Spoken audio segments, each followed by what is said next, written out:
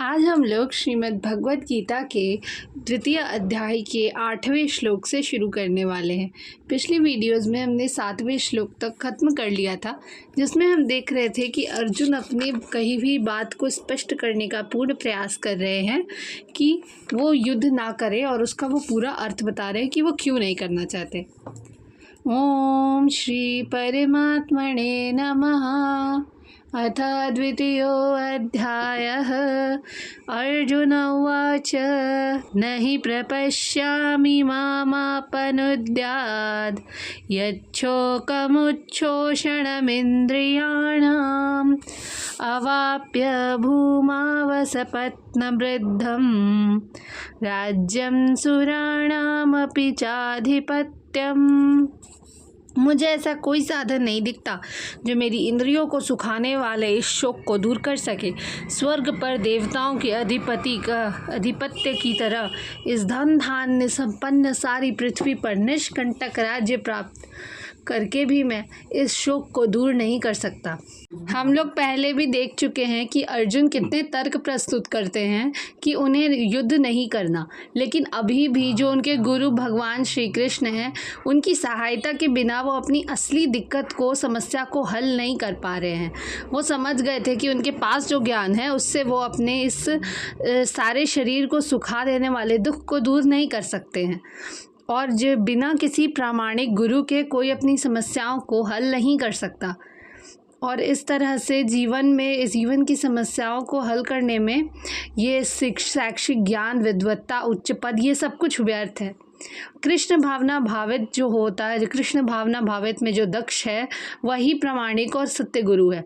कृष्ण तत्ववेत्ता हो वही सच्चा गुरु है।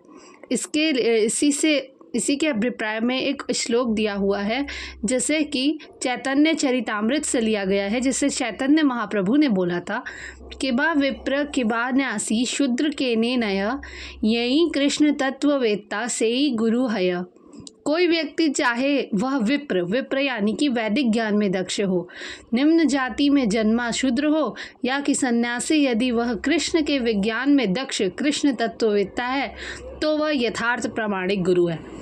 इसी के संबंध में एक और श्लोक दिया है पद्म पुराण से।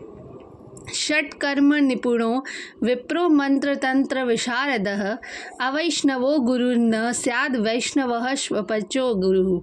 विद्वान ब्राह्मण भले ही वह संपूर्ण वैदिक ज्ञान में पारंगत क्यों न हो, यदि वह वैष्णव नहीं है या कृष्ण भावनामृत में दक्ष नहीं है तो गुरु बनने का पात्र नहीं है। लेकिन यदि शूद्र वह वैष्णव या कृष्ण भक्त है तो गुरु बन सकता है। संसार की समस्याएं हैं, जन्म, जरा, व्याधि, मृत्यु, ये सब कुछ धन संचय या आर्थिक विकास में संभव नहीं है, इनकी निवृत्ति। यदि विश्व के अलग अलग भागों में, अलग अलग राज्यों में अलग अलग लोग रहते हैं, जो कि किन्हीं का बहुत ऊंचा पद है, कोई बहुत पैसे कमाते हैं, परंतु फिर भी उन्हें वो शांति नहीं प्राप्त होती जो उन्हें चाहिए। उन्हें वो परम सुख तभी मिल सकता है जब कोई कृष्ण भावनामृत में दक्ष गुरु उन्हें उनकी समस्याओं का हल बताए, जिसे वो स्वयं भगवत गीता या श्रीमद् भागवत के परामर्श से ही ग्रहण करते हैं। यदि आर्थिक विकास तथा भौतिक सुख किसी भी पारिवारिक, सामाजिक, राष्ट्रीय या अंतर्राष्ट्रीय व्यवस्था से उत्पन्न हुए शोकों को दूर कर पाते तो अर्जुन ये न कहते कि पृथ्वी के अप्रतिम राजा या स्वर्ग लोक में देवताओं की सर्वोच्चता भी उसके शोकों को दूर नहीं कर सकती। आर्थिक विकास या विश्व अधिपत्य प्राकृतिक प्रलय द्वारा किसी भी क्षण समाप्त हो सकता है। यहाँ तक कि चंद्रलोक जैसे उच्च लोकों की यात्रा भी, जिसके लिए मनुष्य प्रयत्नशील है, एक झटके में समाप्त हो सकती है। भगवत गीता इसकी पुष्टि करती है।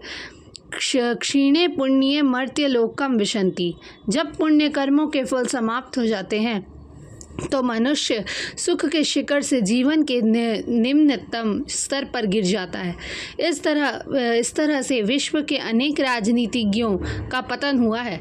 ऐसा अधःपतन शोक का कारण बन जाता है, जिसे सिर्फ कृष्ण भावनामृत में दक्ष गुरु ही कर सकते हैं, और उस समस्या को हल श्री कृष्ण भावनामृत में दक्ष गुरु ही कर सकते हैं। और अर्जुन ने तो स्वयं श्री कृष्ण को ही अपना गुरु बना लिया है। संजय उवाच एवमुक्त्वा ऋषिकेशं गुडाकेशः परन्तपः न योत्स्य इति गोविंदम उक्त्वा तूष्णीं बभूवः। संजय ने कहा, इस प्रकार कहने के बाद शत्रुओं का दमन करने वाला अर्जुन कृष्ण से बोला, हे गोविंद, मैं युद्ध नहीं करूंगा, और चुप हो गया।